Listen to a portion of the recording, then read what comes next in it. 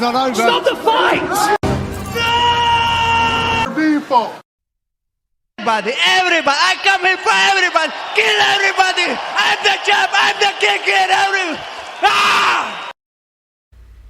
Okay, guys, welcome back to Broke Bets for our Rozenstruik versus Almeida bets. What's going on, Carson? Yo, this should be a fun fight night card, you know, out of the Apex, so should have a decent crowd. I'm not always the biggest fan when they put on heavyweight main events, but at least Jailton Almeida should make it interesting. But yeah, first fight, first bet, putting 7 total bets down for around 8 units, try to win 6, and I feel really good about this card betting-wise, by the way.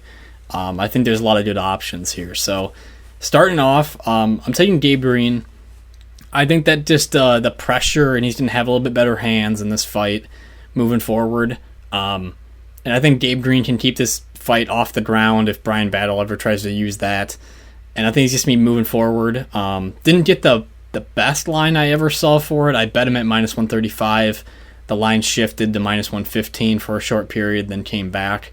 But I still think Gabe Green just has a little bit more durability, and he hits pretty hard, man. He had moments where he hit Garry and had Garry shocked for a second, and yeah, I think that Gabe Green does more here and wins by KO or by decision. Next bet, taking Karl Williams and Chase Sherman to go over 2.5.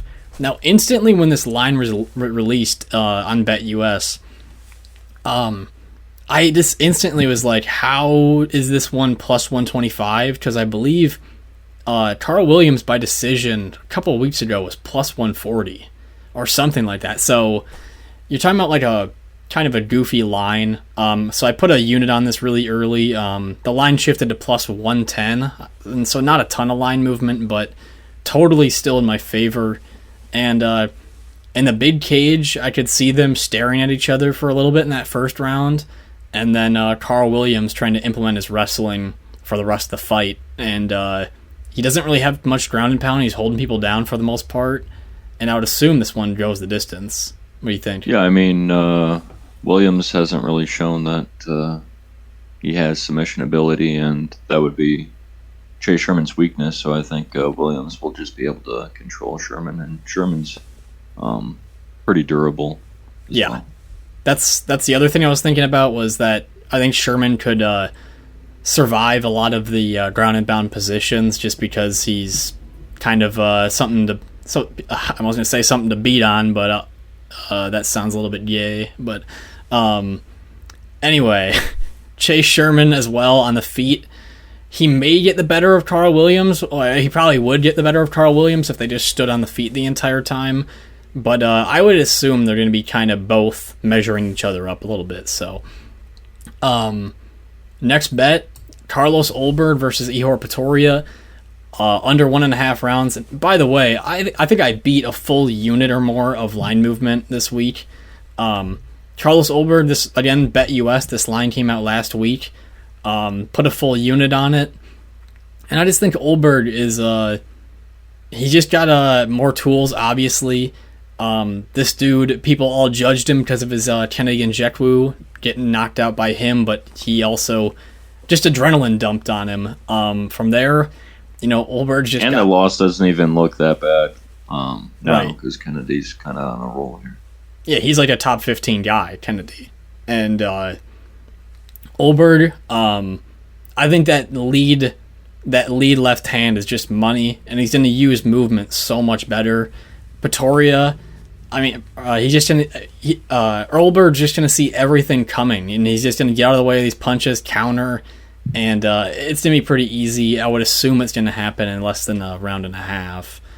And also, Ihor is always pressuring, so I would assume that, again, that would play in. And along with it, playing Ulberg by finish, it's a pretty juiced line, but when you've seen how badly Ihor gassed, even versus Negumereanu, you gotta think that Ulberg's gonna touch him. And again, such a fast light heavyweight with his length, and 2 fights in a row untouched with pretty fast knockouts with his hands. So Yeah, most of Pretoria fights are ending in the first round as well as Ulberg. Right, so you got to play into that. I mean, it would suck to get screwed. Like this fight, if it does go over 1.5 rounds, we would end up losing 0.14 units, but I really think this one finishes, and it finishes pretty fast. Next bet, taking Tim Means and Alex Morono to go over 2.5 rounds. Alex Morono, decent at stand-up, moving around, and he wins a lot of his fights by decision. He's got some knockouts on his record, but Tim Means is actually decently durable. He did get, I believe, knocked down by Max Griffin, but then also fought Kevin Holland, but a lot of people are going to have struggles with Kevin Holland. But Morono and him, I would just really expect a striking match at range. And Morono, especially in that big cage, will utilize footwork to stay away from anything Tim Means has coming towards him. And I just see this one going the distance. They've gone the distance quite a few times. And at Tim Means' age, I don't see him knocking anyone out. So, next bet. Taking D-Rod and Ian Garry to go over 2.5 rounds.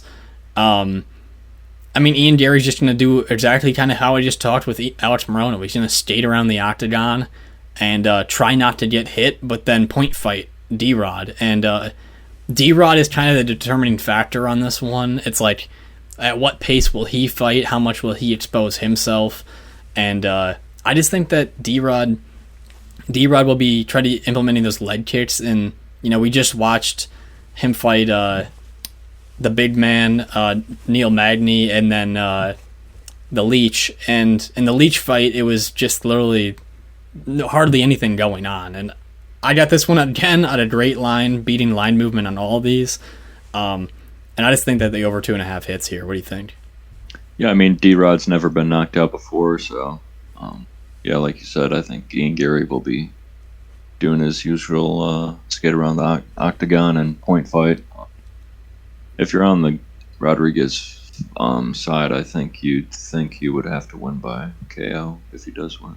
Yeah, I would imagine. I could see him outpointing 2 of the rounds. Like, for example, he might have the bigger strikes over Ian Garry. And yeah, I don't know how I feel about playing Ian Garry's money line. I think it's too juiced. I think it's too wide. I think if you play him, you just play him by decision. Like, it's the same way I see the Rafael Fiziev and Justin Gaethje line. It was like Fiziev was like minus 250, even though everyone knew that was pretty competitive. So, especially these higher level guys, like D-Rod's been in some good straps. I think he's going to understand how to fight this.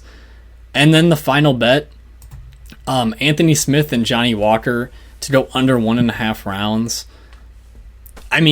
Johnny Walker's just that type of guy. The biggest worry would be that Johnny Walker just comes out and faints the whole time, looks like a crazy man and doesn't do anything. But with the way things have been, I would assume that Walker would come out trying to look for a viral knockout in front of a big crowd.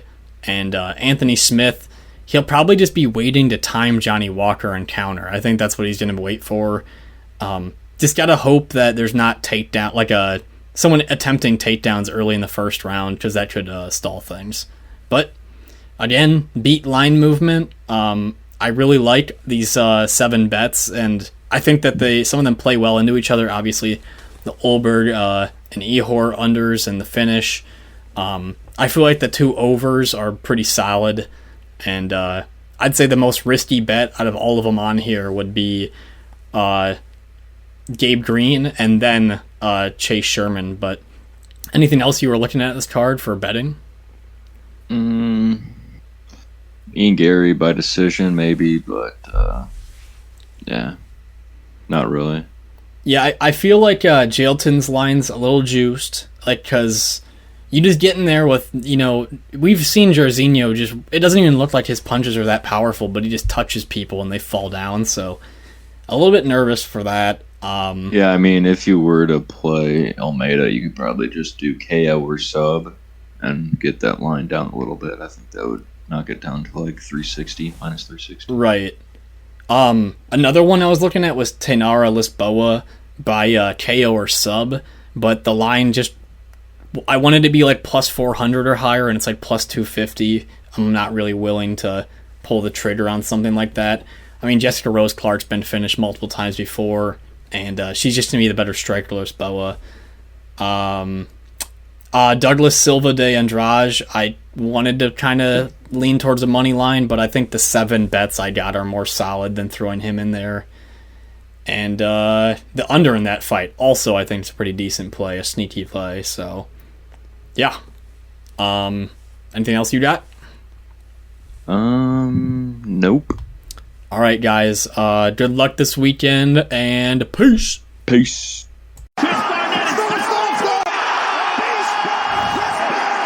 I know. It doesn't matter from the trenches. I'm built like this. Don't doubt me, I couldn't do it. The all said I couldn't do it. Look at me now.